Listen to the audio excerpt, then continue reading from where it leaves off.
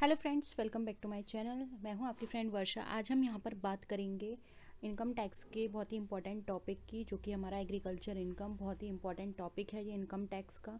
और इससे एग्जाम में बहुत सारे क्वेश्चंस जो हैं वो पूछे जाते हैं। तो स्टार्ट करते हैं। अगर आप चैनल पर नए हैं तो प्लीज़ चैनल को सब्सक्राइब कर लीजिए, साथ ही साथ बेल आइकन पर क्लिक भी जरूर कीजिए ताकि आने वाले वीडियो का नोटिफिकेशन आप तक पहुँच जाए। स्टार्ट करते हैं वीडियो को। क्वेश्चन है हमारा, विच of the following is not included in net agriculture income? Income from growing flowers, rent of agriculture land for agriculture work, income from purchasing of standing crop, income from agriculture work. बताइए।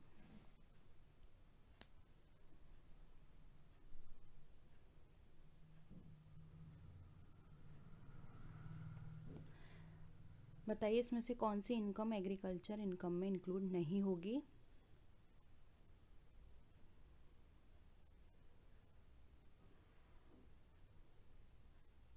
देखिए, जब कभी भी हम agriculture income को calculate करेंगे तो ये यहाँ पे ज़रूरी हो जाता है कि जो भी एग्रीकल्चर लैंड है वो इंडिया में लोकेटेड हो और इसका जो प्राइमरी और सेकेंडरी एग्रीकल्चर वर्क है वो उस पर हुआ हो। अगर यहाँ पर ऑप्शंस की बात करें तो थर्ड ऑप्शन देखिए, income from purchasing of standing crop.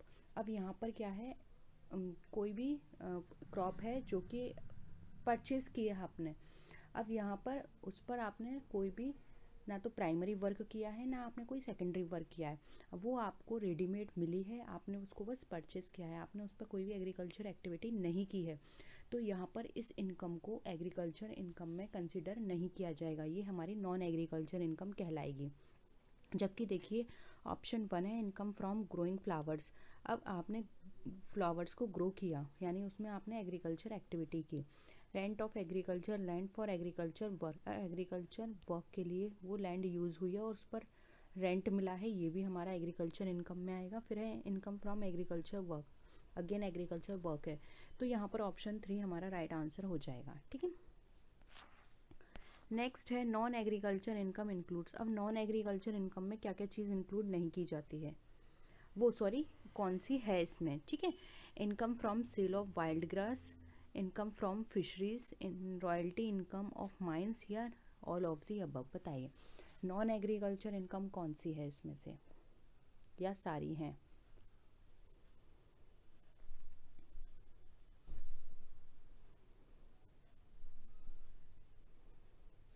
देखिए, नॉन एग्रीकल्चर इनकम की बात करते हैं तो ऐसी इनकम जो कि उस लैंड से राइज हुई है जहाँ पर कोई भी एग्रीकल्चर एक्टिविटी नहीं की गई है, वो हमारी नॉन एग्रीकल्चर इनकम कहलाती है।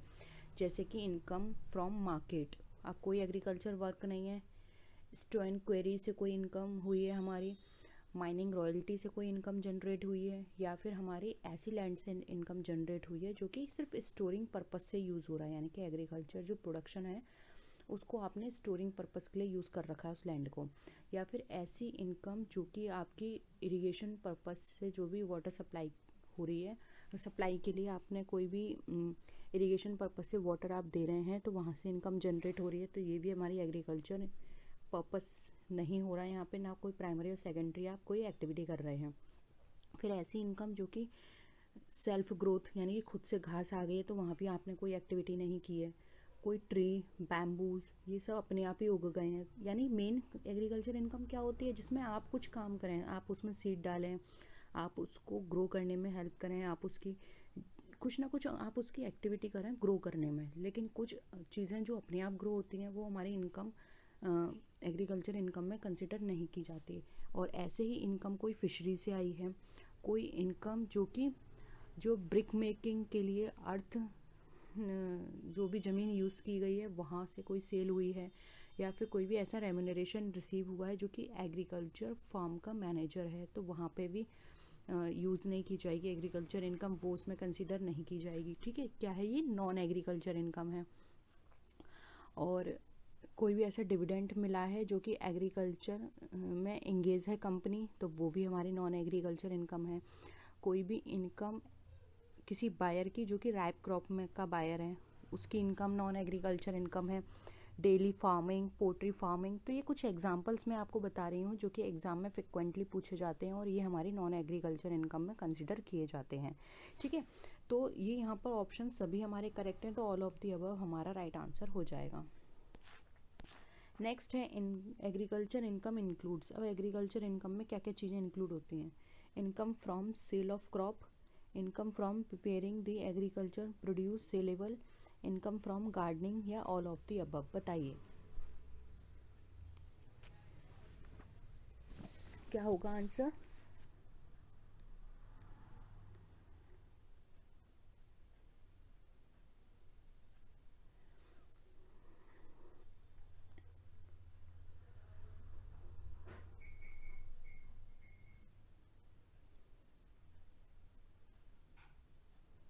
देखिए, एग्रीकल्चर इनकम वो इनकम होती है जिसमें आपने कोई भी एग्रीकल्चर एक्टिविटी करी है और वहाँ से आपको कोई इनकम जनरेट हुई है। ठीक है, अब देखिए, कल्टिवेटिंग एग्रीकल्चर लैंड से कोई इनकम राइज हुई है, या फिर आपने कोई भी एग्रीकल्चर प्रोड्यूस की चीज़ उसको आपको सेलेबल बनाने के लिए, तो वहाँ से इनकम जनरेट हुई है।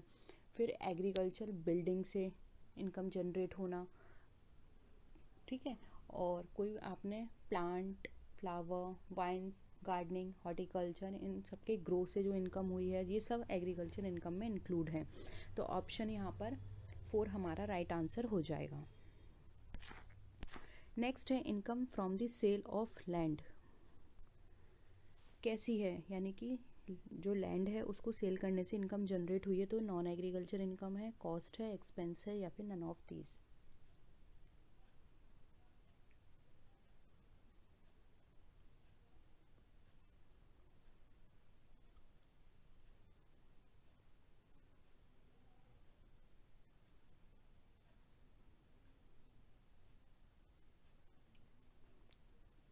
देखिए, लैंड जो होती है हमारी परमानेंट एसेट होती है और इससे कोई भी इनकम जनरेट हुई है तो वो एग्रीकल्चर इनकम है, जहाँ पर क्रॉप को कल्टीवेट किया गया है उस लैंड पर, और वो लैंड हमारी, ये ज़रूरी है कि इंडिया में हो। ठीक है, इंडिया में होना उस लैंड का बहुत ज़रूरी है, और उसको सेलिंग, उसके सेलिंग से कोई भी इनकम जनरेट हो रही है तो वो हमारी कैपिटल इनकम है, और उसको हम नॉन एग्रीकल्चर इनकम में कंसिडर करते हैं। तो ऑप्शन यहाँ पे 1 हमारा राइट आंसर हो जाएगा। नेक्स्ट है which of the following is agriculture income under income tax act. First है income from the land used for storing agriculture produce, dividend from a company engaged in agriculture, income from dairy farm, poultry farm, etcetera, income from the sale of replanted trees where denuded parts of the forest are replanted and subsequent operations in forestry are carried out। बताइए कौन सा लगता है आपको agriculture income इसमें से? अच्छे से ऑप्शंस को पढ़िए फिर आंसर करिए। एग्रीकल्चर इनकम से एग्ज़ाम में क्वेश्चंस, एक ना एक क्वेश्चंस ज़रूर पूछा जाता है, तो आपको ये टॉपिक बिल्कुल क्लियर होना चाहिए माइंड में, कौन सा नॉन एग्रीकल्चर इनकम में आता है, कौन सा एग्रीकल्चर इनकम में आता है। देखिए, अगर हम कोई भी ऐसे इनकम जो कि हमारी रिप्लांटेड ट्रीज से जनरेट हुई है, जहाँ पे जो हमारे डेन्यूडेड प्लांट्स हैं फॉरेस्ट के, उनको हमने रिप्लांट किया था और वहाँ पर ऑपरेशन करने के बाद हमें वो इनकम जनरेट हुई है, तो वो हमारी एग्रीकल्चर इनकम में कंसिडर की जाएगी। क्योंकि आपने देखा यहाँ पर हमने क्या किया है, एक्टिविटी की है, एग्रीकल्चर एक्टिविटी, और उसके बाद हमें वो इनकम जनरेट हुई है, इसलिए ऑप्शन 4 यहाँ पे हमारा राइट आंसर है। नेक्स्ट है if an assessee is engaged in the business of growing and manufacturing tea in India, the portion of agriculture income in that case shall be 100%, 60%, 50% या 40%। बताइए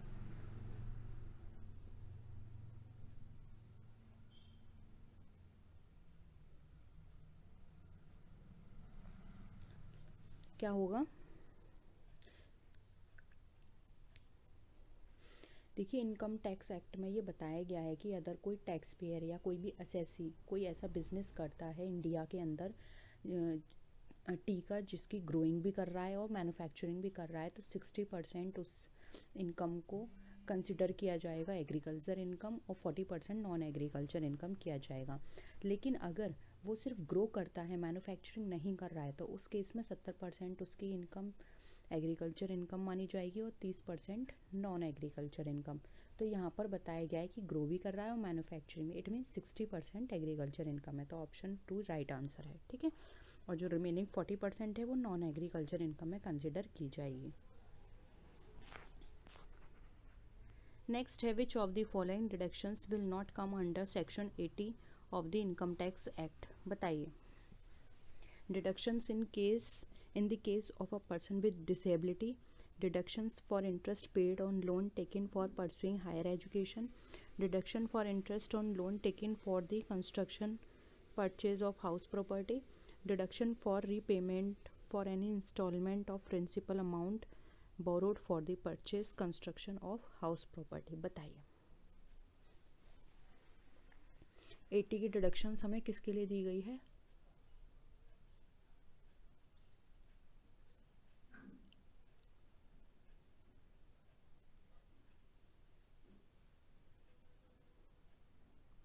देखिए, जब भी आप 80 की डिडक्शंस पढ़ेंगे 80C से 80U तक की, तो वो हमारी डिसेबिलिटी के लिए है, हायर एजुकेशन के लोन के लिए है, और प्रिंसिपल अमाउंट कोई भी आपने लोन लिया है उसके पेमेंट के लिए है, वो हमने जैसे हाउस प्रॉपर्टी या कंस्ट्रक्शन के लिए लिया हो। ठीक है, लेकिन इसमें कहीं भी हमारे डिडक्शंस ऐसे इंटरेस्ट के लिए बात नहीं करती जो कि हमारा हाउस प्रॉपर्टी के कंस्ट्रक्शन और परचेज से हो। इसलिए हमारा यहाँ पर ऑप्शन जो है वो हमारा यहाँ पे ऑप्शन 3 राइट आंसर हो जाएगा, क्योंकि कभी भी 80C और 80U के अंदर हमें डिडक्शन जो है वो किसी भी कंस्ट्रक्शन या किसी भी प्रॉपर्टी को परचेस करने में लोन के ऊपर जो इंटरेस्ट दी जा रही है उसके लिए नहीं दी जाती है। ठीक है, तो ऑप्शन 3 यहाँ पे हमारा करेक्ट आंसर है। नेक्स्ट क्वेश्चन है, any amount of money received in excess of rupees 50,000 without consideration is fully taxable in the hands of individual and HUF, individual HUF and company या all assessee। बताइए क्या होगा?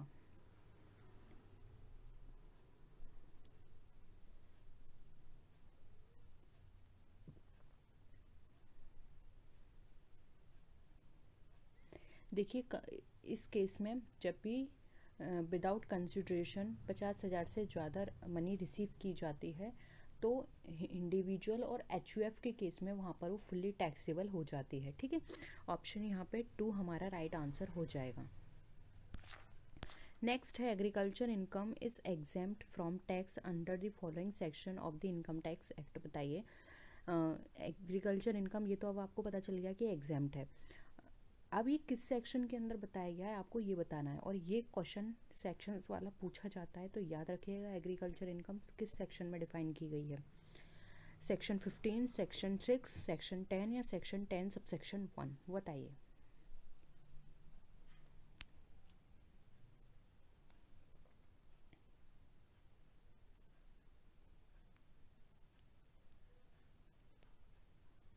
देखिए, agriculture income को exempt किया गया है अंडर सेक्शन 10 सबसेक्शन 1 के अंदर।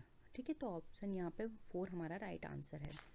नेक्स्ट है, according to the income tax act which of the following is agriculture income? Income from animal husbandry, income from poultry farming, income from pasture या in rent received from agriculture income. बताइए।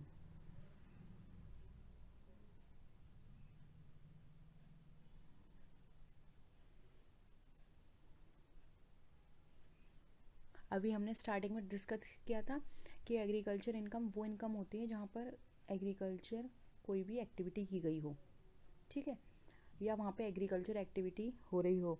अब animal husbandry, poultry farming of पाँचों, यहाँ पे कहीं भी जो agriculture activity है प्राइमरी एंड सेकेंडरी किसी भी तरह की नहीं की जा रही है, लेकिन एग्रीकल्चर लैंड पे कोई भी रेंट रिसीव्ड हुआ है तो यहाँ पर ये हमारा एग्रीकल्चर इनकम में कंसिडर किया जाएगा, इसलिए ऑप्शन 4 हमारा राइट आंसर हो जाएगा।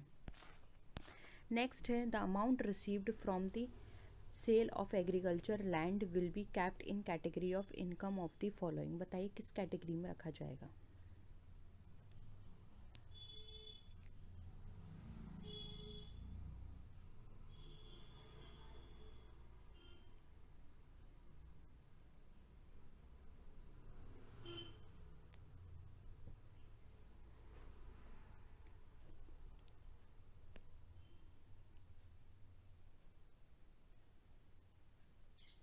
देखिए, एग्रीकल्चर लैंड के सेल से कोई भी अगर इनकम हमें जनरेट हो रही है तो वो हमारे इनकम कैपिटल गेन की तरह कंसिडर की जाती है।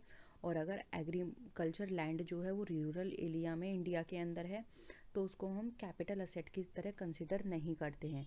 अर्बन एग्रीकल्चर लैंड को हमेशा कैपिटल असेट की तरह ट्रीट किया जाता है।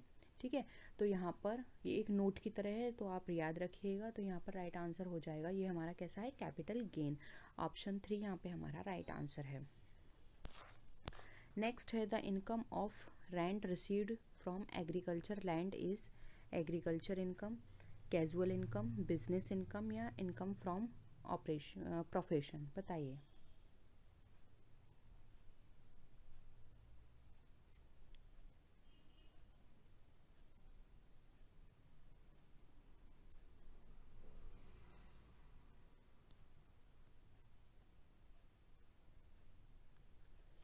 देखिए, यहाँ अगेन वही चीज़ है, अभी हमने पहले भी डिस्कस की थी। एग्रीकल्चर लैंड से कोई भी इनकम जनरेट हो रही है, फिर वो चाहे रेंट के फॉर्म में हो, तो उसको एग्रीकल्चर इनकम माना जाता है। क्योंकि जब कोई पर्सन किसी को एग्रीकल्चर लैंड को यूज़ करने का राइट देता है तो वहाँ पर वो एग्रीकल्चर एक्टिविटी कर रहा है। ठीक है, यानी कि एग्रीकल्चर एक्टिविटी तो हो रही है किसी और पर्सन के द्वारा, तो और रिटर्न में उसको क्या मिल रहा है, रेंट, इसलिए वो इनकम उसकी एग्रीकल्चर इनकम में कंसिडर की जाती है। इसलिए ऑप्शन 1 यहाँ पे हमारा राइट आंसर है। ठीक है, तो होप यहाँ पे एग्रीकल्चर इनकम से रिलेटेड सारे क्वेश्चंस क्लियर हैं। एग्रीकल्चर इनकम क्या क्या है, एग्रीकल्चर इनकम में क्या नहीं आता है, सेक्शन कौन सा है, सेक्शन है इसमें 10 सब सेक्शन 1। तो आई होप ये चैप्टर आपको पूरा क्लियर हो गया है। फिर भी किसी क्वेश्चन में डाउट लगता है तो आप नीचे कमेंट सेक्शन में बता सकते हैं और अपने फ्रेंड्स के वीडियो को शेयर कीजिएगा। नेक्स्ट वीडियो में आपसे फिर मिलेंगे, तब तक के लिए टेक केयर, बाय बाय।